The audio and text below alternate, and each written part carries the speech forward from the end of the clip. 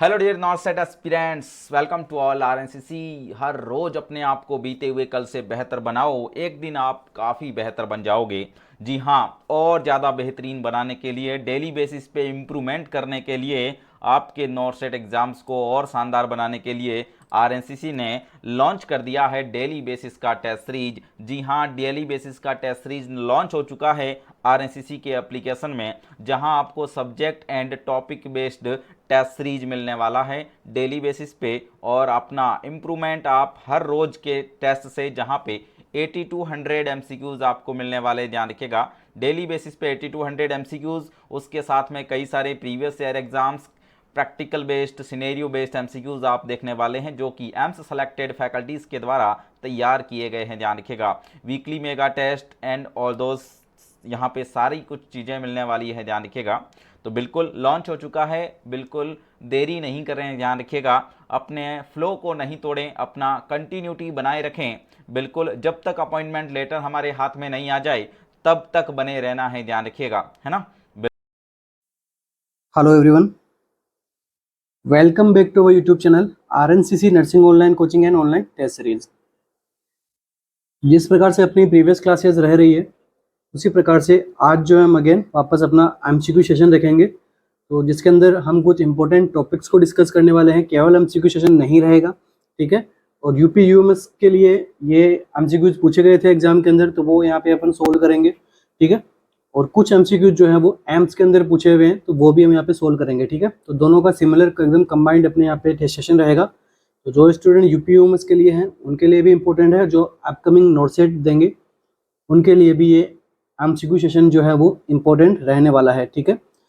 साथ साथ में अपन थोड़ा टॉपिक का भी डिस्कशन करते हुए चलेंगे। टॉपिक अपन कंप्लीटली डीप नहीं देखेंगे। डीप टॉपिक या फिर डीप क्लासेस के लिए हमने क्या कर रखा है, हमारे जो आरएनसीसी का जो ऑफिशियल आपको लोगो दिख रहा है, ऐसी हमारी क्या है ऐप प्रेजेंट है, ठीक है। और iOS के जो फ़ोन है, एंड्रॉइड्स वगैरह और iOS पे भी दोनों हमारी एप्लीकेशन उपलब्ध है। तो अभी प्रेजेंट में हम क्या कर रहे हैं, यूपी यूएमएस के लिए हमने टोटल 25 टेस्ट पेपर हमने वहाँ पे लॉन्च किए एकदम अफोर्डेबल प्राइस में।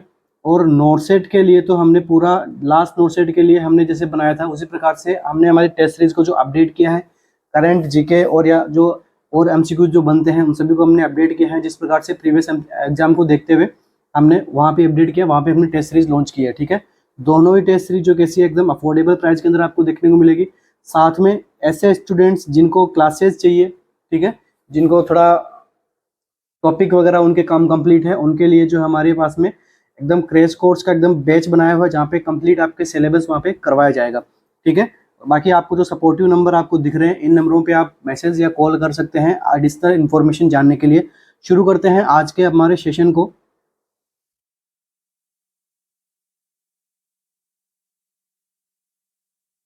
फर्स्ट एमसीक्यू हमारा कुछ इस प्रकार है। A 50-year-old patient present with the clinic with fever, fever है पेशेंट को, हेडेक है एंड जॉइंट पेन है। The patient mention recent exposure of mosquito bite, patient को क्या है, recent exposure to mosquito bite हुआ है। लेबोरेटरी टेस्ट रिवील किया गया है, देखा गया है, वहाँ पे क्या देखा, थ्रम्बोसाइटोपनिया, ठीक है, थ्रम्बोसाइटोपनिया वहाँ पे देखने को मिला है। And elevated liver enzymes, liver enzymes भी कैसे मिले हैं, बढ़े हुए मिले हैं। Which of the following vector borne disease, ठीक है, तो ये मॉस्किटो बाइट है, तो प्रॉब्लम किसकी हो गई, वेक्टर बोर्न डिजीज कैटेगरी के अंदर आते हैं मॉस्किटोज। तो which of the following vector borne disease should be suspected in this patient, कौन सी वेक्टर बोर्न डिजीज है वो क्या रहेगी, सस्पेक्टेड रहेगी ऐसे पेशेंट के अंदर। Malaria, dengue fever, Lyme disease या फिर वेस्ट नाइल वायरस, ठीक है, सारे ही किससे फैलते हैं, मॉस्किटो बोर्न डिजीज है सारी की सारी ऑप्शंस में। तो क्या है अपना करेक्ट आंसर इस एमसीक्यू का,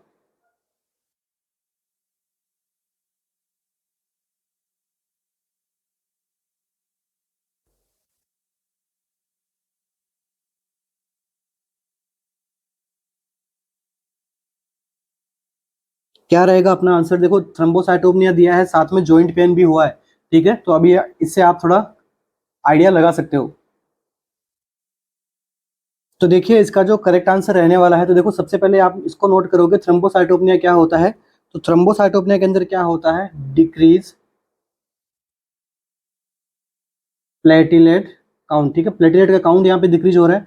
साथ में और क्या हो रहा है, लीवर एंजाइम भी इलेवेटेड हो रहे हैं, ठीक है। ये दोनों किसके अंदर देखने को मिलते हैं हमें, डेंगू फीवर के अंदर साथ में क्या हो रहा है, पेशेंट को जॉइंट पेन भी हो रहा है, तो इसका अपन आइडिया लगा सकते हैं कि यहाँ से क्या हो सकता है, पेशेंट को डेंगू फीवर कोज हो सकती है। ठीक है, अब मलेरिया जो है वो उसके अंदर, मलेरिया के अंदर क्या होता है, मलेरिया भी एक प्रकार के मॉस्किटो बोर्न है।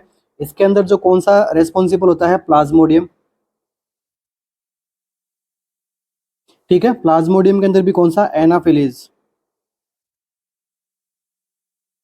Anopheles mosquito. ये क्या करता है, इसके अंदर भी क्या साइक्लिक फीवर आती है पेशेंट को। ठीक है, कोल्ड हॉट एंड स्वेट वाली जो स्टेजेज आती है वो इसके अंदर किस में आती है, मलेरिया के अंदर। फीवर, चिल्स एंड स्वेटिंग कौन कौन सी होती है, फीवर, चिल्स एंड स्वेटिंग। किसकी बात कर रहे हैं अभी, मलेरिया की। इसके बाद देखिए लाइम डिजीज। लाइम डिजीज के अंदर क्या होता है, ये ट्रांसमिट होती है, ट्रांसमिट किसके साथ में होती है, टिक्स के साथ में। ठीक है, एमसीक्यू बना हुआ है एम्स के अंदर, टिक्स से रिलेटेड एक एमसीक्यू पक्का आता है एम्स में, यूपीओमएस में भी आ सकता है। ठीक है, तो इसके अंदर क्या होता है, बॉडी के ऊपर क्या रहते हैं, रैशेज हो जाते हैं, प्लस क्या देखने को मिलता है, फ्लू लाइक सिम्टम।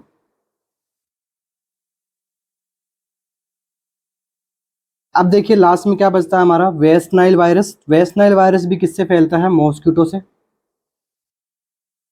ठीक है, इसके अंदर क्या होता है, बॉडी में हेडेक होता है,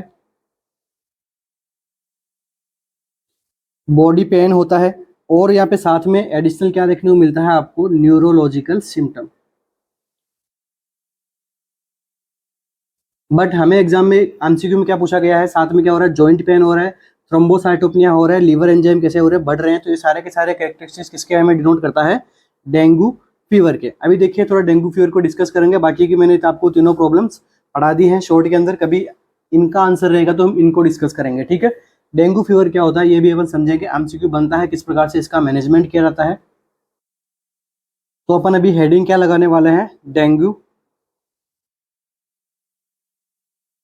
ठीक है, डेंगू फीवर इंपॉर्टेंट टॉपिक रहता है हमारा, एमएसएन में भी एमसीक्यू बनता है, कम्युनिटी हेल्थ नर्सिंग से भी इसका एमसीक्यू एग्जाम में देखने को मिल सकता है। और फंडामेंटल में अपन क्या देखेंगे, किस प्रकार से इसका मैनेज करेंगे। ठीक है, ऐसा नहीं कि ये तो लाइक जैसे अभी नोटशीट में कम्युनिटी हेल्थ नर्सिंग के एमसीक्यूज कम देखने को मिले, तो ये जो डेंगू फीवर है अपनी मेंटल जो मेडिकल हेल्थ नर्सिंग है उसको भी ये अफेक्ट करता है। ठीक है, तो देखिए डेंगू फीवर क्या होता है, तो डेंगू फीवर एक प्रकार का क्या है, वायरल डिजीज है।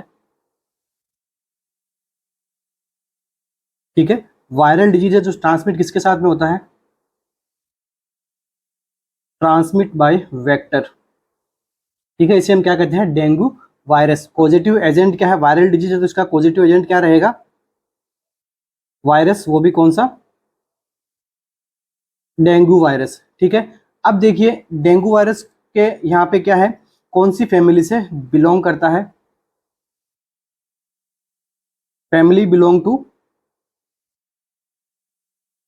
Group B arbovirus. ये एमसीक्यू एग्जाम में बना हुआ है कि डेंगू वायरस जो है वो कौन सी फैमिली से बिलोंग करता है, तो ग्रुप बी एर्बो वायरस फैमिली। अब देखो डेंगू वायरस के यहाँ पे 4 हमें क्या देखने को मिलते हैं, सीरोटाइप्स देखने को मिलते हैं। ठीक है, इसमें सीरोटाइप्स कौन कौन से होते हैं, फर्स्ट, 2, 3 एंड 4। इसके अंदर फर्स्ट जो होता है ये मोस्ट कॉमन सीरोटाइप होता है जो नॉर्मली फैलता है पेशेंट्स के अंदर।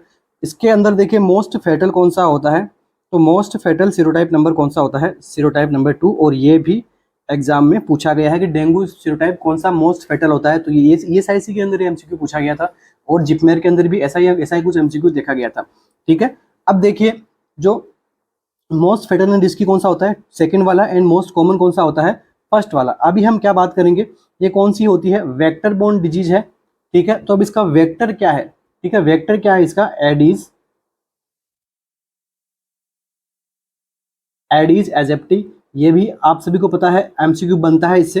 ठीक है, एजेसी किस कौन सी कैटेगरी की होती है, फीमेल होती है। ठीक है, तो फीमेल एडीज एजिप्टी। दूसरा यहाँ से क्या एमसीक्यू बनता है, ये किस प्रकार से जो है वो एक्शन करती है, किस प्रकार से इसका जो बाइटिंग का रहता है, तो ये क्या रहती है, डे टाइम फीडर।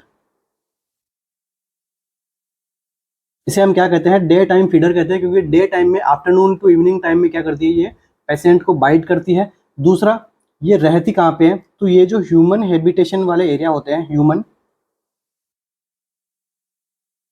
हैबिटेशन से आप क्या समझते हो, क्लीन एरिया। ठीक है। क्लीन एरियाज के अंदर ये क्या करती है, सर्वाइव करती है, इसलिए जो है वो पता भी नहीं लगता। ऐसे हमें जनरली हमें क्या पता होता है, गंदी जगह पे मच्छर वगैरह फैलते हैं, बट ये कहाँ रहती है, क्लीन एरियाज के अंदर रहती है। और देखिए इससे नेक्स्ट टाइम जो क्या बनता है, इस फीमेल के ऊपर क्या रहते हैं, व्हाइट स्केली रीजन रहते हैं। व्हाइट स्केली यहाँ पे क्या रहता है, पैटर्न इसके ऊपर यहाँ पे बने हुए रहते हैं, इसलिए इसे हम क्या कहते हैं, टाइगर मस्किटो।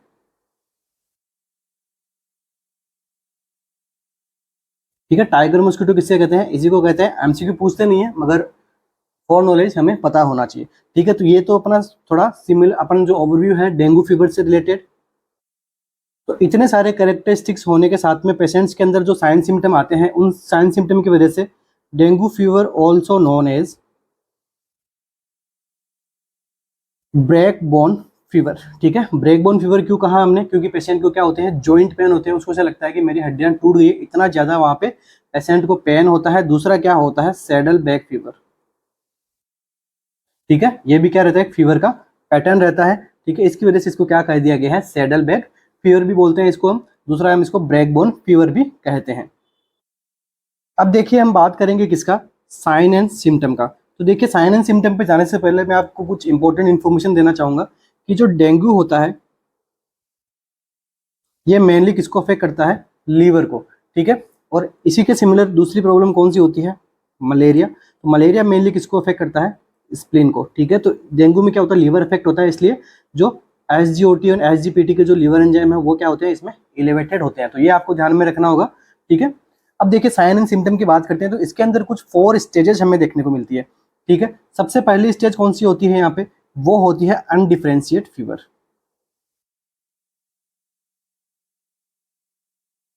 सुपरफिशियली मैं टच करूंगा क्योंकि यहाँ से एमसीक्यू नहीं बनता है।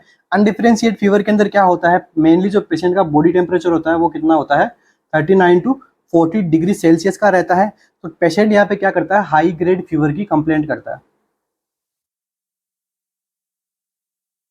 ठीक है, पेशेंट क्या करेगा, हाई ग्रेड फीवर की कंप्लेंट करेगा, बट यहाँ पे कोई स्पेसिफिक सिम्टम्स यहाँ पे जो है नहीं प्रेजेंट होंगे, इसलिए इसको हमने क्या कहा, अनडिफरेंशिएट फीवर। इसके में देखिए सेकंड वन कौन सा होता है, क्लासिकल डेंगू फीवर।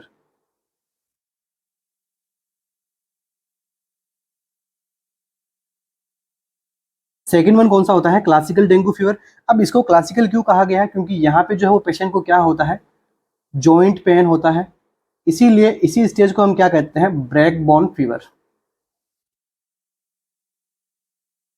ठीक है, पेशेंट को क्या होता है, जॉइंट पेन होता है, माइल्जिया होता है, और पेशेंट को क्या होता है, ल्यूकोपेनिया, और पेशेंट को क्या होता है, थ्रम्बोसाइटोपेनिया। ठीक है, देखिए थ्रम्बोसाइटोपेनिया से होने से पहले पेशेंट में क्या देखने को मिलेगा आपको, ल्यूकोपेनिया, उसके बाद में क्या होगा, थ्रम्बोसाइटोपेनिया। ठीक है, थ्रम्बोसाइटोपेनिया पहले नहीं होता, पहले क्या होता है, ल्यूकोपेनिया। ल्यूकोसाइट्स की यहाँ पे क्या देखने को मिलेगी, कमी देखने को मिलेगी। और यहाँ पे देखो स्पेशली साइन देखने को मिलता है, इसे हम क्या बोलते हैं, फैगेट साइन। ये एमसीक्यू एग्जाम के अंदर पूछा हुआ है, थ्रम्बोसाइटोपेनिया के भी एग्जाम में पूछा हुआ है कि डेंगू फीवर में क्या होता है, थ्रम्बोसाइटोपेनिया, थ्रम्बोसाइटोसिस। ठीक है, फैगेट साइन। अब फैगेट साइन का क्या मतलब होता है, ये भी एग्जाम में पूछा गया, तो फीवर विथ ब्रेडिकार्डिया। ऐसी फीवर जिसके साथ में आपको क्या देखने को मिले, ब्रेडिकार्डिया देखने को मिले, इसको हम क्या कहते हैं, फैगेट साइन। दूसरा यहाँ पे मैंने आपको क्या बताया था, saddle back fever. Saddle back fever का क्या मतलब हो गया, पेशेंट को फीवर आती है 1 to 2 डेज के लिए, वो कंटिन्यू रहती है, हाई पीक टाइम रहता है। इसके बाद में अगेन यहाँ पे 1 डे के बाद में भी आ सकती है फीवर, 2 डेज के बाद में भी आ सकती है, 3 डेज के बाद में फीवर आ सकती है। ठीक है, और जब वो फीवर आती है तो ये इससे भी ज्यादा यहाँ पे सीवियरिटी के साथ में टेम्परेचर बढ़ता है, इसे हम क्या कहते हैं, सैडल बैक फीवर। तो इसकी डेफिनेशन कुछ नहीं पूछता, बस पता होना चाहिए कि सैडल बैक फीवर किसमें होती है, तो डेंगू वाली कंडीशंस के अंदर। ठीक है, अब यहाँ पे पेशेंट को डायग्नोसिस नहीं करके रहता है प्रॉपर तरीके से, तो देखिए एक ये पेशेंट क्या करता है, नेक्स्ट स्टेज में मूव कर जाता है, इसे हम क्या कहते हैं, डेंगू हेमरेजिक फीवर, DHF। ठीक है,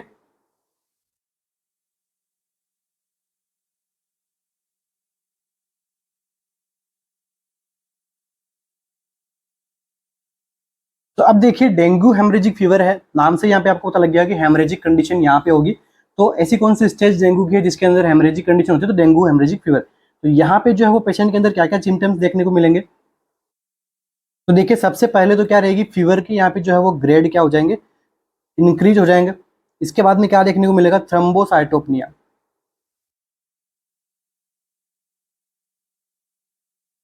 ठीक है, थ्रम्बोसाइटोपनिया मेनली सीवियरिटी में कौन सी फॉर्म में आती है, डेंगू हेमरेजिक फीवर में। यहाँ पे क्या होता है, डिक्रीज प्लेटिलेट काउंट। अब देखिए प्लेटिलेट काउंट का अगर डिक्रीज हो रहा है तो क्या देखने को मिलेगा आपको, एपिस्टेक्सिस। ठीक है, तो एपिस्टेक्सिस यहाँ पे डेंगू हेमरेजिक फीवर के अंदर क्या होती है, मोस्ट कॉमन साइन रहता है डेंगू हेमरेजिक फीवर का। तो मोस्ट कॉमन टाइप ब्लीडिंग कौन सी होती है, एपिस्टेक्सिस होती है पेशेंट के अंदर। इसके बाद में और क्या होता है, स्किन के अंदर भी क्या होते हैं, हेमरेजिक स्पॉट्स बनने लग जाते हैं।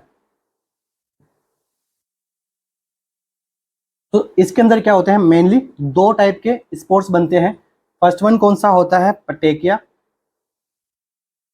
ठीक है, इसके अंदर क्या होता है, पिन पॉइंट हेमरेज। हेमरेज जो होता है स्किन के अंदर वो क्या रहता है, पिन पॉइंट रहता है, ड्यू टू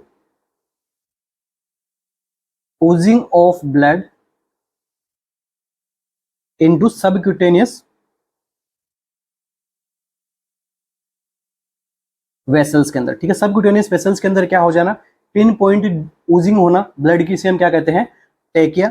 और इसकी साइज से एमसीक्यू बनता है। देखो इसकी साइज से एमसीक्यू बना हुआ है क्योंकि अभी आपको परपुरा के अंदर और पटेकिया के अंदर दोनों के अंदर जो है वो डिफरेंशिएट आपको आने चाहिए। तो इसकी साइज क्या रहती है, लेस देन 3 mm, या फिर इसके हम कह सकते हैं 0.3 सेंटीमीटर। सेकेंड वन यहाँ पे क्या देखने को मिलता है, परपुरा। ठीक है, परपुरा के अंदर क्या होता है, मल्टीपल पटेकिया एक साथ के अंदर यहाँ पे देखने को मिलते हैं। ठीक है, इसकी जो साइज रहती है वो कितनी रहती है, 3 to 10 mm की यहाँ पे साइज देखने को मिलती है। ठीक है, और देखिए यहाँ पे आपको क्या देखने को मिलेगा, एक क्लासिकल साइन देखने को मिलता है। इस साइन को हम क्या कहते हैं, इंपॉर्टेंट है, एग्जाम में पूछा जाता है, हरमन्स साइन। ठीक है, हरमन साइंस भी कौन सी स्टेज के अंदर आता है, स्टेज 3 के अंदर आता है। इसके अंदर क्या होता है, इरिथोमेटस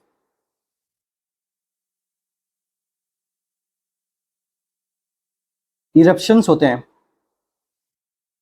इरिथोमेटस इरप्शंस देखने को मिलते हैं किस प्रकार के, पटेकिया जैसे कि यहाँ पे क्या देखने को मिलेंगे, इरिथोमेटस के अंदर इरप्शंस देखने को मिलते हैं। कब देखने को मिलते हैं, 3 to 6 डेज डिजीज के हो जाते हैं तब इसके अंदर ऐसे साइन देखने को मिलता है। साइन को हम क्या बोलते हैं, हरमन्स साइन। तो इस साइन से भी जो है आप डेंगू फीवर का पता लगा सकते हो। इनके अलावा और क्या क्या साइन देखने को मिलता है, तो मेलेना, मेलेना के बाद में हिमेचूरिया। ठीक है, जिंजीवल ब्लीडिंग, गम्स के अंदर क्या हो जाए, ब्लीडिंग होने लग जाए। ठीक है, और क्या देखने को मिल सकता है, इंपॉर्टेंट है, एग्जाम में पूछी जाती है, डेंगू फीवर के अंदर हिमेटोक्रिट का लेवल बढ़ता है डिक्रीज होता है, तो इंक्रीज हिमेटोक्रिट लेवल। ठीक है, डेंगू फीवर के अंदर जो हिमेटोक्रिट का लेवल भी क्या रहता है, इंक्रीज हो जाता है, वो भी कितना, मोर देन 2% यहाँ पे इसका लेवल क्या हो जाता है, बढ़ जाता है। बाकी हिमेटोमेसिस भी, ये सब चीजें देखने को मिलती है। अब अगर यहाँ पे भी बंदे को ठीक नहीं किया गया तो एक और स्टेज आती है इसके अंदर, वो कौन सी होती है, स्टेज 4, जिसको हम क्या कहते हैं, डेंगू शॉक सिंड्रोम। इसे हमने क्या कहा, डेंगू शॉक सिंड्रोम। अब जो है पेशेंट है वो किसके अंदर चला जाएगा, शॉक के अंदर चला जाएगा अगर इसको ट्रीट नहीं किया गया। तो इसी स्टेज को हम क्या कहते हैं, मोस्ट फैटल स्टेज। इसके अंदर क्या देखने को मिल, क्या क्या साइन सिम्टम देखने को मिलता है आपको, narrow pulse pressure,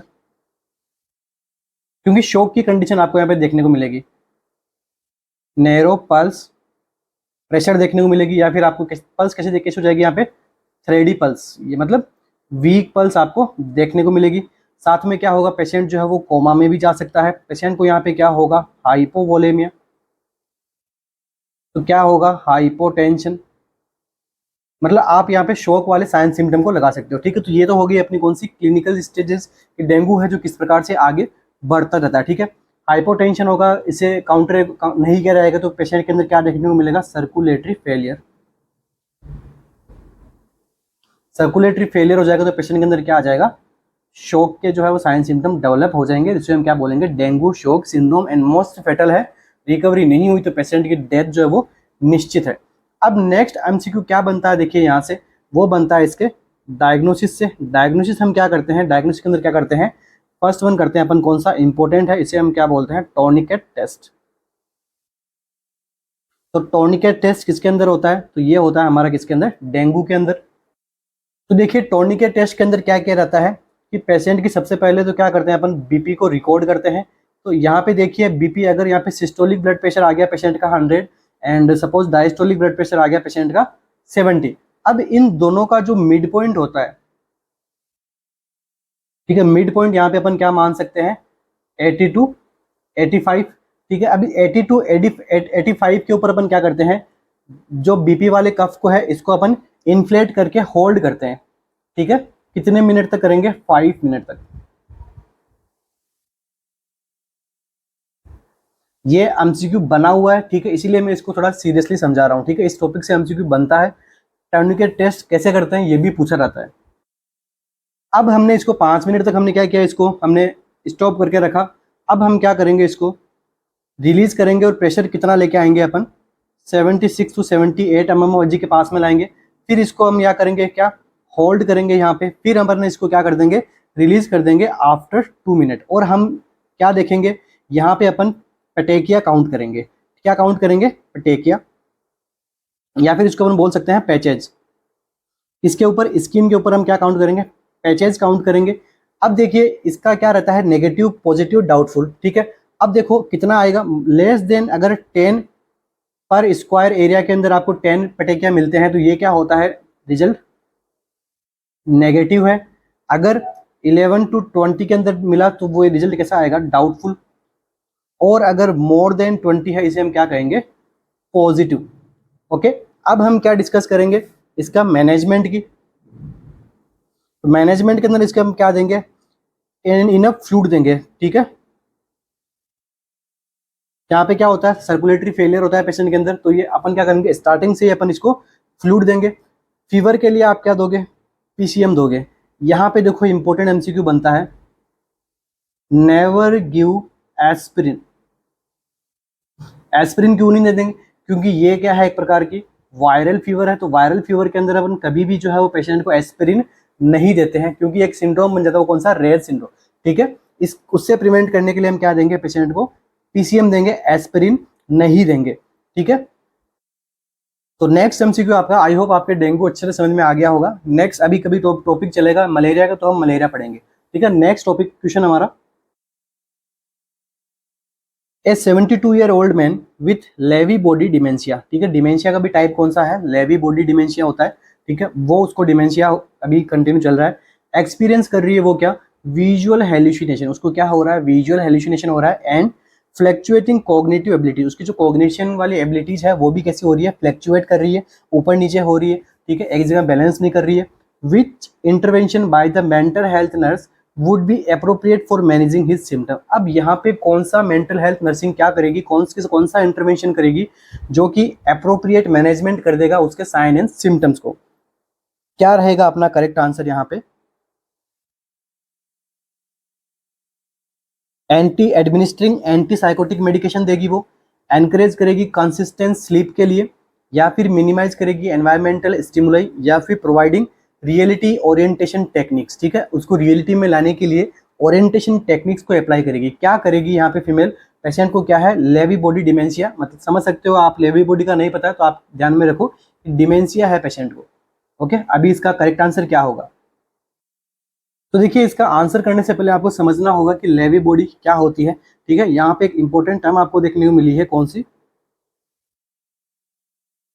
Lewy body. Lewy body ऐसे जनरली हमारी बॉडी में नहीं रहता है, ये यहाँ पे जो स्ट्रक्चर है नहीं बनती है, बट इसके अंदर होता क्या है। ठीक है, इसके अंदर क्या होता है,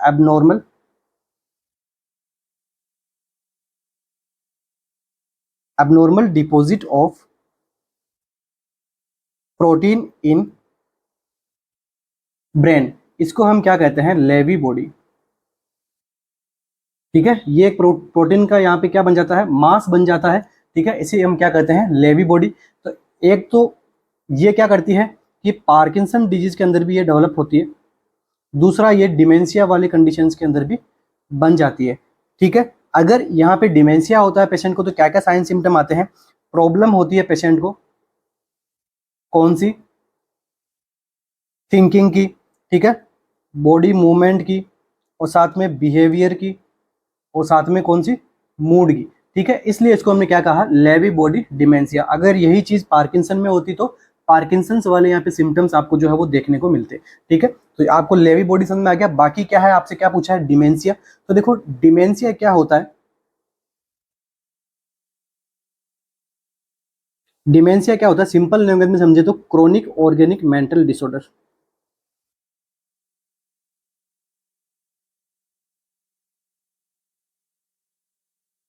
ठीक है, ऑर्गेनिक क्यों कहा है, क्योंकि इसके अंदर क्या होता है, किसी ना किसी तरह क्या हो जाना चाहिए, ऑर्गन्स का यहाँ पे क्या होता है, डैमेज होता है, ऑर्गन्स यहाँ पे जो है क्या होते हैं, अफेक्ट हो जाते हैं। इसलिए पेशेंट के अंदर अगर देखो एक यहाँ पे एक्यूट होता है, उसको हम क्या बोलेंगे, डिलेरियम। ये क्या है, क्रोनिक है, प्रोग्रेसिव है, इसे हम क्या कहते हैं, डिमेंशिया। ठीक है, इसके अंदर क्या होता है, देखो मेनली इसके अंदर क्या होता है, इम्पेयरमेंट ऑफ पेशेंट्स मेमोरी। ये एमसीक्यू बना हुआ है कि डिमेंशिया के अंदर क्या होता है, मेनली मेमोरी का यहाँ पे इम्पेयरमेंट होता है। मेमोरी की वजह से जो पेशेंट के इंटेलेक्चुअल फंक्शंस होते हैं वो भी क्या होते हैं, डिस्टर्ब हो जाते हैं। ठीक है, डिसओरिएंटेड हो जाता है पर्सन, खुद की पर्सनल केयर नहीं कर पाता है। ठीक है, उसके बाद में आउट ऑफ कॉन्शियसनेस भी वो पेशेंट होने लग जाता है। अब देखिए इसके कोज क्या क्या हो सकते हैं, कोज इसके बहुत सारे कोज हो सकते हैं, मगर मोस्ट कॉमन कोज की हम बात करें तो वो क्या होता है, अल्जाइमर डिजीज। ठीक है, Alzheimer disease is the most common degenerative disorder. ये एक प्रकार की क्या है, डिजनरेटिव डिसऑर्डर होती है। यही मोस्ट कॉमन कॉज किसका भी होता है, डिमेंशिया का। उसके अंदर इसके बाद में क्या आता है, पार्किंसन डिजीज भी आता है। ठीक है, और ब्रेन की पेरेंकाइमा, उसके अंदर भी अगर प्रॉब्लम होती है तो वहां भी देखने को मिलता है। हंटिंगटन कोरिया, आपने नाम सुना होगा, हंटिंगटन कोरिया। ठीक है, यहाँ भी जो है वो पेशेंट को डिमेंशिया वाली कंडीशन देखने को मिलती है। ठीक है, अब देखिए इसके कुछ टाइप्स होते हैं। फर्स्ट टाइप तो मैंने आपको बता दिया कौन सा, Lewy body dementia. Second type की हम बात करें तो वो कौन सा होता है, वास्कुलर डिमेंशिया। तो देखिए वेस्कुलर डिमेंशिया का मतलब क्या हो गया, किसी न किसी तरह वेसल्स के अंदर प्रॉब्लम होने की वजह से ब्रेन अफेक्ट हुआ है। तो ये तो क्या रीजन हो सकता है इसका, हाइपरटेंशन हो सकता है। ठीक है, सेरेब्रोवेस्कुलर एक्सीडेंट हो सकता है, या फिर मल्टी इन्फ्राक्ट हो सकता है सेरेब्रल रीजन के अंदर। ठीक है, मल्टी इन्फ्राक्शन सेरेब्रल डिमेंशिया भी इसको हम कहते हैं। अब देखिए थर्ड वन कौन सा हो सकता है, टॉक्सिक डिमेंशिया। ज़्यादा डीप में नहीं जाऊंगा, नहीं तो इनसे भी आगे इनके अंदर भी एमसीक्यू बनते हैं खूब सारे, जिसके अंदर नर्सिंग रिस्पॉन्सिबिलिटी से भी एमसीक्यू बनते हैं। ठीक है, वो हम कभी फिर कभी डिस्कस करेंगे। अभी बस आपको पता होना चाहिए डिमेंशिया होता क्या, ताकि जब आप खुद क्वेश्चन सोल्व करो तो वहाँ पे आपके कोई किसी प्रकार की गलती ना हो। ठीक है, टॉक्सिक डिमेंशिया, तो यहाँ पे देखो मोस्ट कॉमन, अगर आपसे एमसीक्यू पूछे कि मोस्ट कॉमन डिमेंशिया अगर किसी की टॉक्सिसिटी से होता है तो वो क्या होगा, ब्रोमाइड टॉक्सिक एसिड। ठीक है, ब्रोमाइड की यहाँ पे क्या हो जाएगी, टॉक्सिसिटी हो जाएगी। इसके बाद में हैवी मेटल, या फिर आप बोल सकते हो अल्कोहल। ठीक है, अल्कोहल से प्राइमरीली क्या होगा, डिलेरियम। उसके बाद में कंटिन्यूसली अल्कोहल कोई ले रहा है, बाद में आपको क्या देखने को मिल सकता है, डिमेंशिया। इसके बाद में कार्बन मोनोऑक्साइड की अगर पॉइजनिंग हो जाए तो भी आपको क्या देखने को मिल सकता है, डिमेंशिया देखने को मिल सकता है। अब देखिए इसके अलावा एक तो ये टाइप हो गया आपका कौन सा, अल्जाइमर डिमेंशिया। ठीक है, दूसरा टाइप आप मान सकते हो कौन सा, मल्टी इन्फ्राक्ट डिमेंशिया, जो कौन रेस्पॉन्सिबल होता है, वेस्कुलर डिमेंशिया। उसके बाद में एक और टाइप देखने को मिलता है, वो कौन सा होता है, हाइपोथायरॉइड, हाइपोथायरॉइडल डिमेंशिया। इसके बाद में एक और डिमेंशिया होता है, वो कौन सा होता है, एड्स डिमेंशिया। ठीक है, ये कुछ यहाँ पे करेक्ट, यहाँ पे टाइप्स है डिमेंशिया के। अभी हम बात करते हैं इसके साइन एंड सिम्टम्स की। डिमेंशिया के अंदर आपको क्या क्या साइन सिम्टम देखने को मिलेंगे, इससे पहले जब नोटसेट से पहले टॉपिक आया था उसके अंदर मैंने आपको पढ़ाया था डिलेरियम। ठीक है, अभी मैं आपको क्या पढ़ा रहा हूँ, डिमेंशिया। तो साइन एंड सिम्टम की बात करें तो सबसे पहले ये क्या है, डिजीज कैसी है, ग्रेजुअली यहाँ पे इंक्रीज हो। तो साइन सिम्टम में भी टाइम कितना लगेगा, मोर देन 6 मंथ के साइन सिम्टम के यहाँ पे टाइम लगता है। ठीक है, और इसके अंदर क्या होता है, मेमोरी इंपेयरमेंट।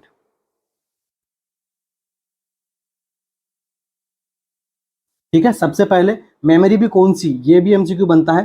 तो सबसे पहले कौन सी मेमोरी इंपेयरमेंट होती है, मेनली इमीडिएट या फिर रिसेंट मेमोरी। ठीक है, ये एमसीक्यू एग्जाम में पूछा गया है कि डिमेंशिया के अंदर किस प्रकार की मेमोरी इंपेयरमेंट देखने को मिलता है, तो immediate and recent memory dementia देखने को मिलता है। इसके बाद में पेशेंट में क्या होगा, एपहासिया, मतलब पेशेंट जो है वो प्रॉपर तरीके से कम्युनिकेट नहीं कर पाएगा। इसके बाद में क्या होता है, एपरेक्सिया। देखिए ये जो टर्म्स है यहाँ से भी एमसीक्यू बन सकता है, आपसे पूछ ले डायरेक्ट कि एपरेक्सिया क्या होता है, यूपी यूएमएस आपसे पूछ सकता है क्योंकि वो वन लाइनर एमसीक्यूज पे ज्यादा फोकस रहता है उसका। ठीक है, एपरेक्सिया, एपरेक्सिया में क्या होता है, मोटर एक्टिविटी लॉस हो जाना।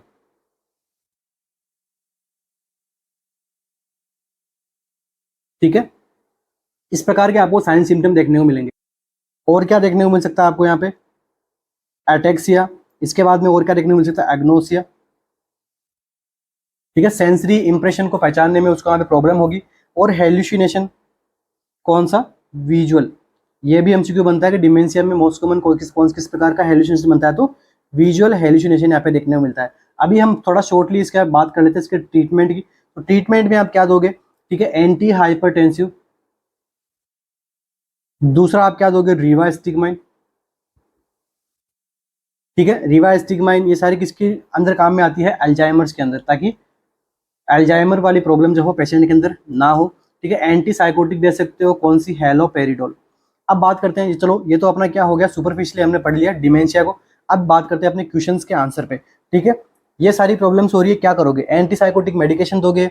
आप एज ए नर्स हो, अभी आपको क्या करना है, ठीक है, फंक्शन उसकी जो कॉग्निटिव एबिलिटीज है वो यहाँ पे क्या हो रही है, डिस्टर्ब हो रही है। तो इन सिम्टम्स को आपको मैनेज करना है, तो मैनेज आप किस प्रकार से करोगे।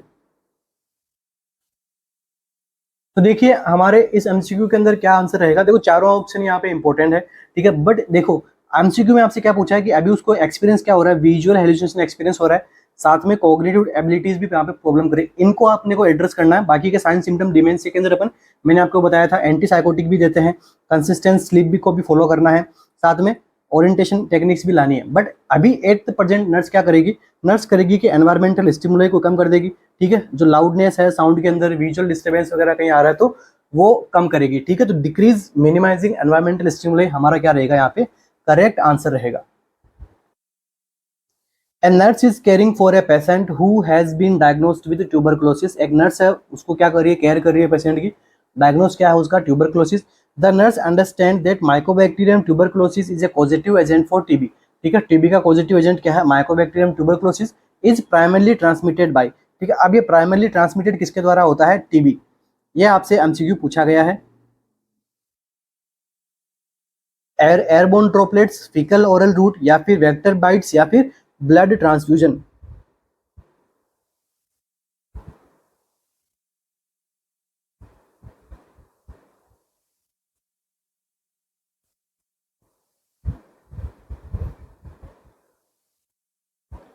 तो देखिए सिंपल सा आंसर है, जरा कुछ डीपली कुछ जाने के बात है नहीं। तो एयरबोर्न ड्रॉपलेट यहाँ पे क्या रहेगा, अपना करेक्ट आंसर रहता है एयरबोर्न। तो अभी जो हम डिस्कस करने वाले हैं अगेन किसके बारे में, ट्यूबरक्लोसिस के बारे में। ठीक है, ट्यूबरक्लोसिस क्या होता है, किस प्रकार से ये अफेक्ट करता है, तो इसका जो पॉजिटिव एजेंट कौन सा होता है वो तो आपको यहाँ पे मिल गया, Mycobacterium tuberculosis is the positive agent. TB को हम दूसरे नाम से अपन क्या बोल सकते हैं, कॉज फिनोमिना। ठीक है, कॉज फिनोमिना क्यों बोलते हैं, क्योंकि इसको डिस्कवर किसने किया था, इस बैक्टीरिया को डिस्कवर किसने किया था, वो कौन थे, रॉबर्ट कॉक। अब इसी को ही एक और नाम से जाना जाता है, बैरोमीटर ऑफ सोशल वेलफेयर। ठीक है, इसी को हम क्या कहते हैं, TB is known as barometer of social welfare, क्योंकि यहाँ पे क्या है, पुअर सोशल पैटर्न होने की वजह से। ठीक है, इस उन लोगों में क्या होता है, टीबी यहाँ पे ज़्यादा देखने को मिलता है। ठीक है, जिनमें पुअर सोशल यहाँ पे कंडीशंस रहती है, वहाँ पे हाइजीन वगैरह प्रॉपर मेंटेन नहीं हो पाती है, कंजस्टेड एरिया वगैरह रहता है, तो इसलिए इसको बैरोमीटर ऑफ सोशल वेलफेयर भी कहा जाता है। ठीक है, अब दे बात करते हैं अपन इसकी किसकी, बैक्टीरिया की, माइकोबैक्टीरियम ट्यूबरक्लोसिस बैक्टीरिया के बारे में पढ़े तो किस नेचर का होता है। देखो हर लाइन में एमसीक्यू मिलेगा आपको। ठीक है, हर लाइन में एमसीक्यू है, तो किस नेचर का ये बैक्टीरिया रहता है, तो एसिड फास्ट बैक्टीरिया।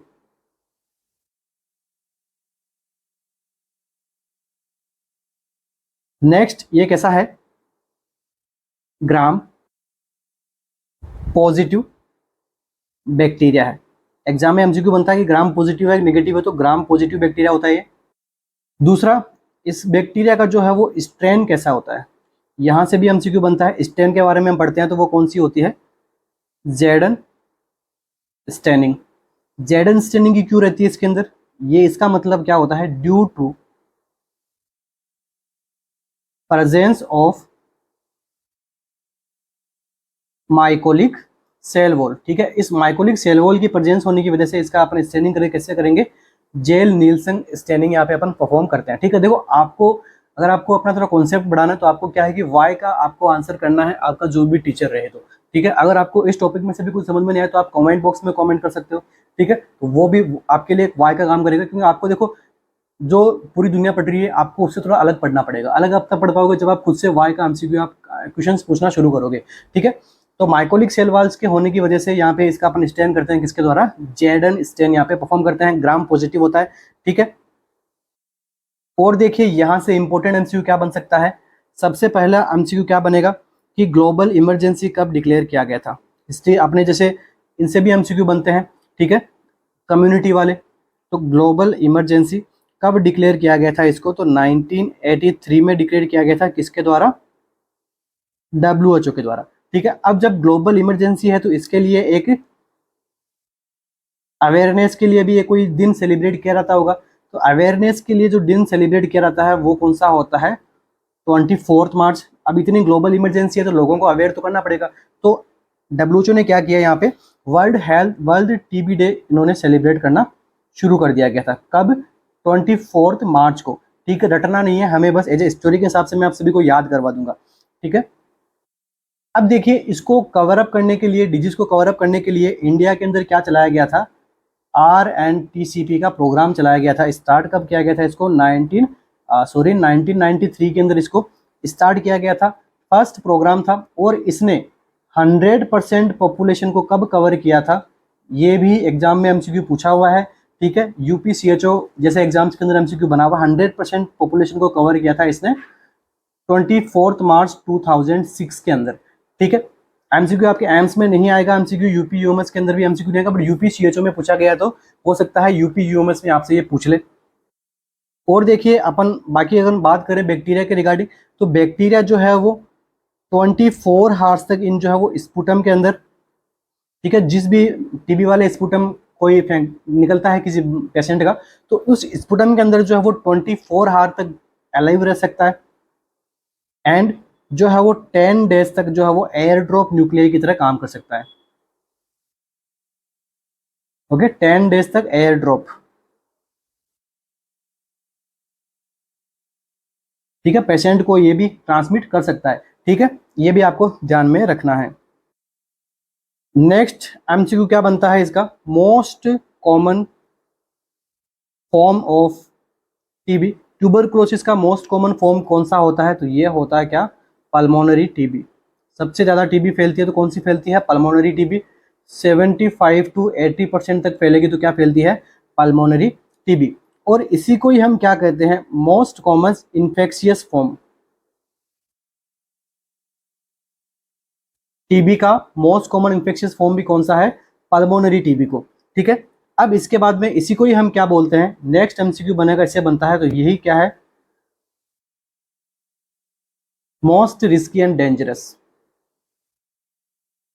ये भी कौन सी है, पल्मोनरी ट्यूबी। अब देखो नेक्स्ट एमसीक्यू बनता है, क्या बनेगा, most common extra pulmonary TB. Most common extra pulmonary TB होगी तो वो कहाँ पे होगी, लिम्फ नोड में। ठीक है, लिम्फ नोड की टीबी को बोलते हैं अपन most common extra pulmonary TB. इसके बाद में एक्स्ट्रा पल्मोनरी टीबी के अंदर और क्या क्या आपको देखने को मिल सकता है, टीबी जो है वो ब्रेन में भी फैलती है। ठीक है, इंटेस्टाइन में भी फैलती है। ठीक है, इसके बाद में आपकी स्पाइनल कॉर्ड के अंदर भी फैलती है। तो एक्स्ट्रा पैरामिडल टीबी तो आगे भी बहुत सारी हो सकती है। अब देखिए टीबी के साइन सिम्टम की बात करें, साइन सिम्टम के अंदर आपको क्या देखने को मिलेगा, जो कफ रहेगी, फीवर रहेगा, वो कब तक रहेगा, मोर देन 2 वीक तक।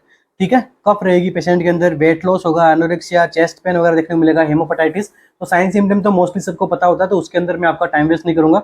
नेक्स्ट मैं आपको एमसीक्यू बताता हूँ इससे कि मोस्ट कंफर्मेटरी टेस्ट,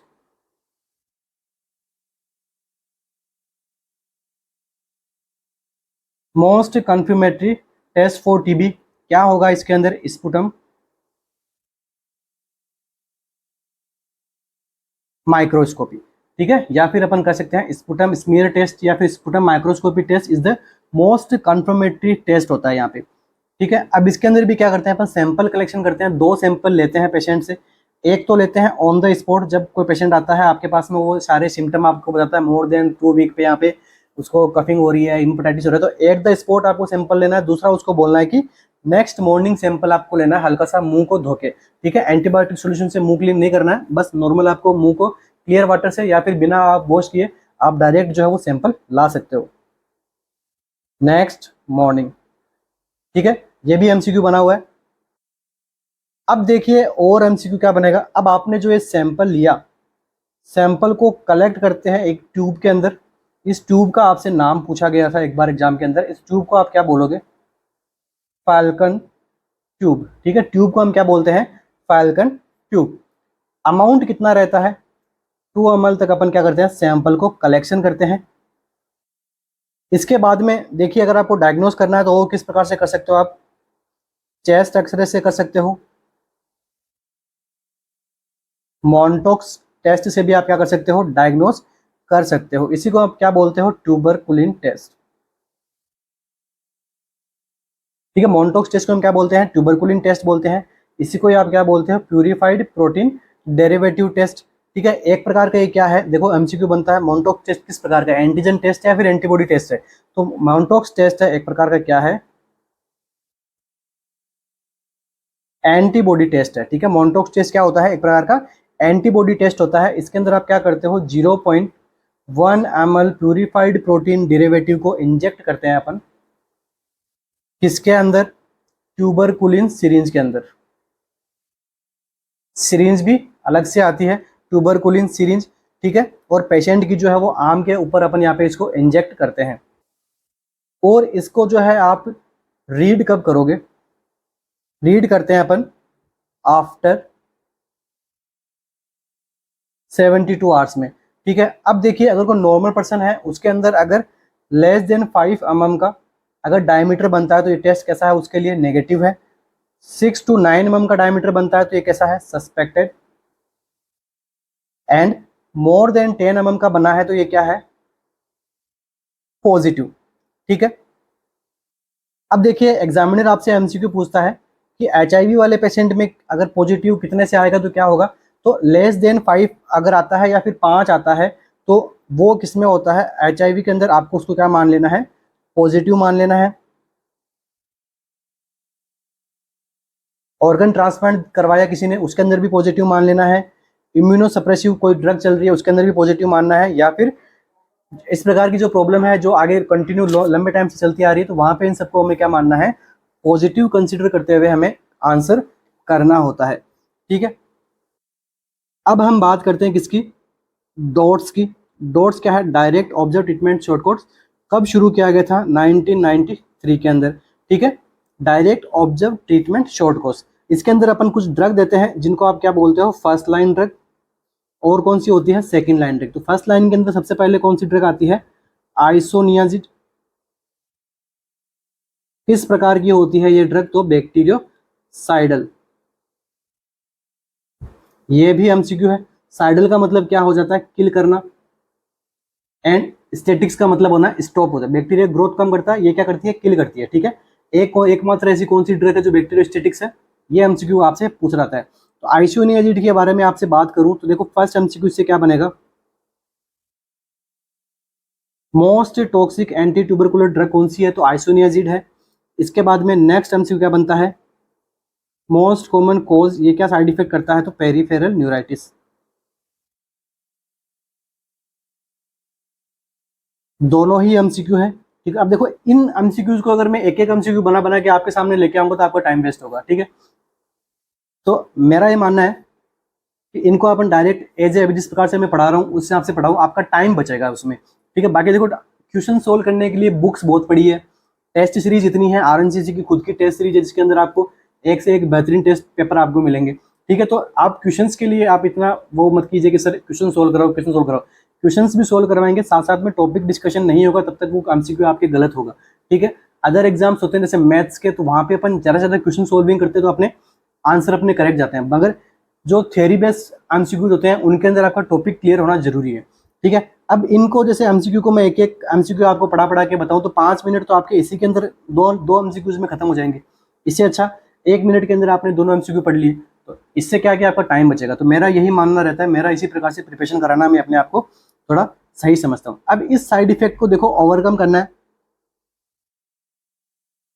तो आप क्या देते हो साथ साथ में, पेशेंट को आप विटामिन 6 भी साथ में दिया जाना चाहिए, ताकि जो साइड इफेक्ट है वो उसको आप क्या कर सकते हो, डिक्रीज कर सकते हो। नेक्स्ट एमसीक्यू देखो क्या बनेगा इससे, बेस्ट ड्रग फॉर प्रोफाइलैक्सिस, किसके अंदर, HIV प्लस TB अगर हो तो प्रोफाइलैक्सिस के लिए बेस्ट ड्रग किसमें दोगे। ठीक है, अब इसकी भी एक कंडीशन है, अगर बच्चा हो तभी ये क्या हो, बेस्ट ड्रग है प्रोफाइलैक्सिस के लिए। 12 महीने तक बच्चे को जो है इसको यहाँ पे कंटिन्यू स्टार्ट करना। अगर देखो बच्चा है HIV पॉजिटिव है, साथ में उसको TB भी पॉजिटिव हुआ है, तो बेस्ट ड्रग प्रोफाइलैक्सिस है, या फिर उसको बचाने के लिए TB से आप क्या दे सकते हो, आइसोनियाजिड।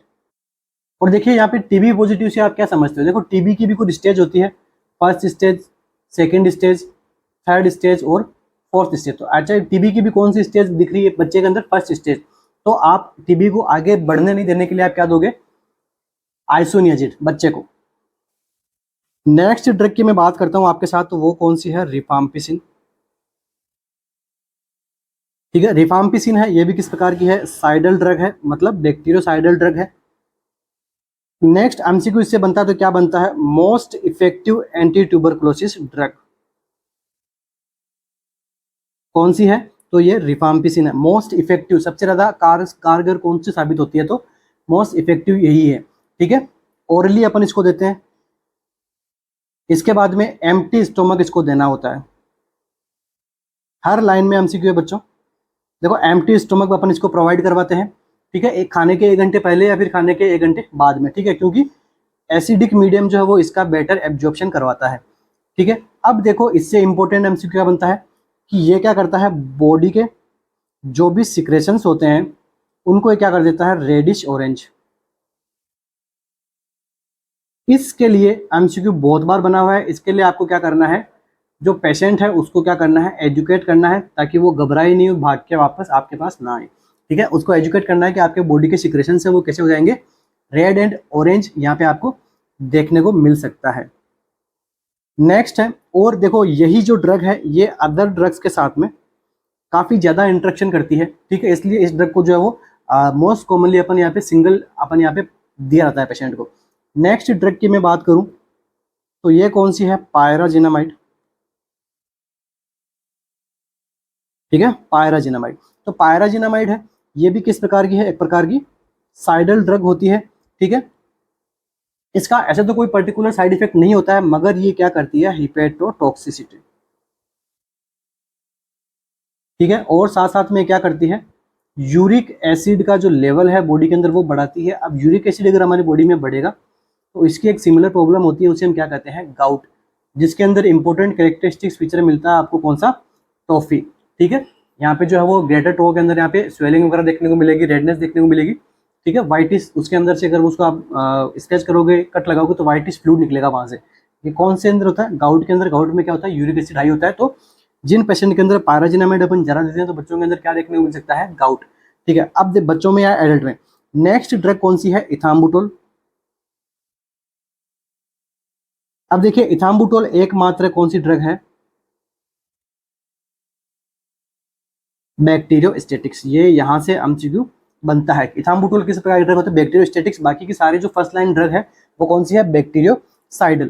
ठीक है, अब देखो इथाम्बुटोल इंपॉर्टेंट है, किस लिए इंपॉर्टेंट है कि एक तो इस ये इंपॉर्टेंट किसके लिए है, बैक्टीरियोस्टेटिक्स है। दूसरी इससे क्या एमसीक्यू बनता है कि ये कॉज करती है क्या, ऑप्टिक न्यूराइटिस। ठीक है, ई से इथाम्बुटोल समझ सकते हो, या फिर ई से आप क्या समझ सकते हो, आई कभी नहीं बोलोगे। ठीक है, ऑप्टिक न्यूराइटिस कॉज करती है, तो क्या हो सकता है पेशेंट के अंदर,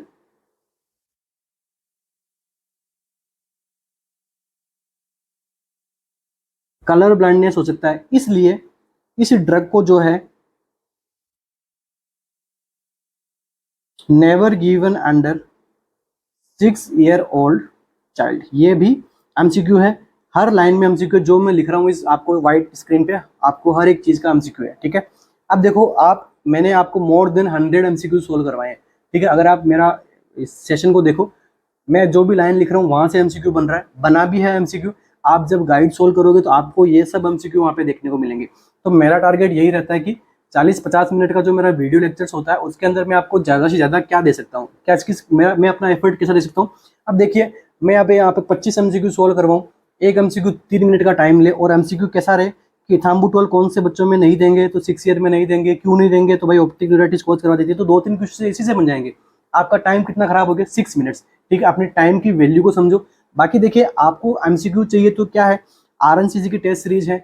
आपको और भी कोई प्लेटफॉर्म आपको जो ठीक लगे वहां से आप टेस्ट सीरीज लीजिए, आपके पास में इतनी सारी गाइड्स अवेलेबल है, वहां से आप एमसीक्यू सोल्व कीजिए। अगर आपको कोई एमसीक्यू नहीं मिल रहा है वहां पे, तो आप हमारे उस एमसीक्यू का आंसर आप एमसीक्यू आप हमसे पूछ सकते हो कमेंट बॉक्स में, या फिर हमारी लाइव क्लासेस होती है ऐप में, आप वहां पे वो एमसीक्यू पूछ सकते हो, ठीक है। आपके देखो टीचर्स किस लिए होते हैं, आपके डाउट सोल्व के लिए होते हैं। बाकी आपको पढ़ना क्या है, पढ़ाना क्या है, वो आप खुद सीखोगे, ठीक है।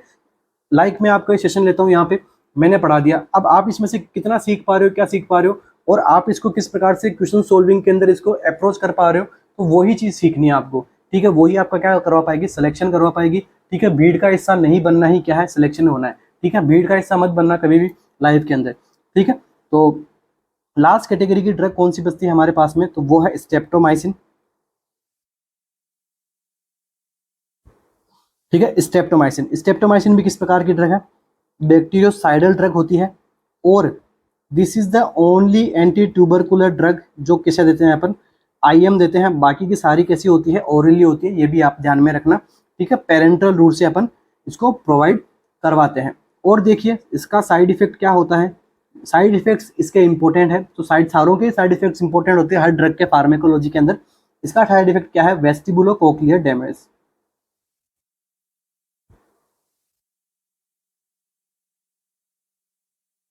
इसका साइड इफेक्ट क्या होता है, वेस्टिबुलो कोक्लियर डैमेज। ये क्या करवा सकती है, डीफनेस, साथ में और ये क्या करवा सकती है, ऑटोटॉक्सिसिटी,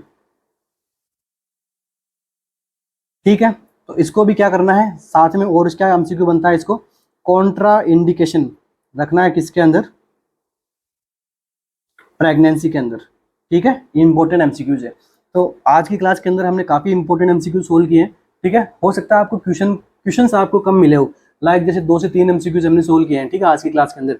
मगर देखो उन एमसीक्यूज के अंदर आपको मैंने कितने एमसीक्यूज सोल्व करवा दिए, ठीक है।